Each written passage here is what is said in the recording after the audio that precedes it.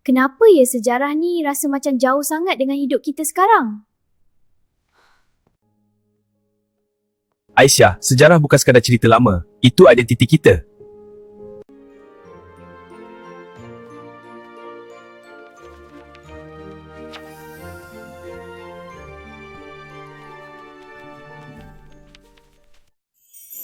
Ramai generasi muda makin lupa bagaimana negara ini dibina dengan pengorbanan dan keberanian.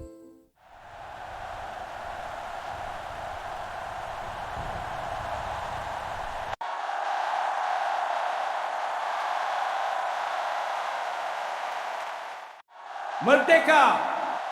Merdeka! Merdeka!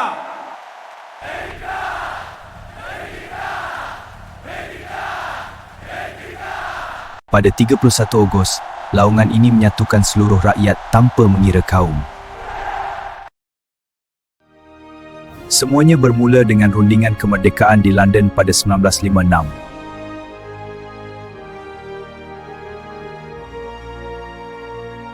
Perjuangan kemerdekaan bukan sesuatu yang mudah.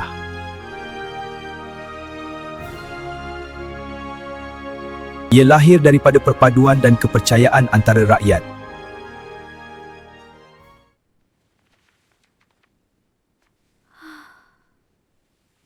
Aisyah, kamu tak apa-apa ke? Baru saya faham. Kita berdiri hari ni sebab mereka tak pernah putus asa berjuang untuk kemerdekaan. Betul tu.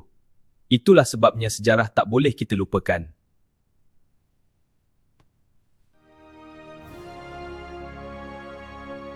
Sejarah bukan untuk dikenang saja, ia untuk difahami, dihargai dan diteruskan. Kita kena jaga negara ni macam mana mereka jaga dulu. Kerana sejarah adalah sumber jati diri kita.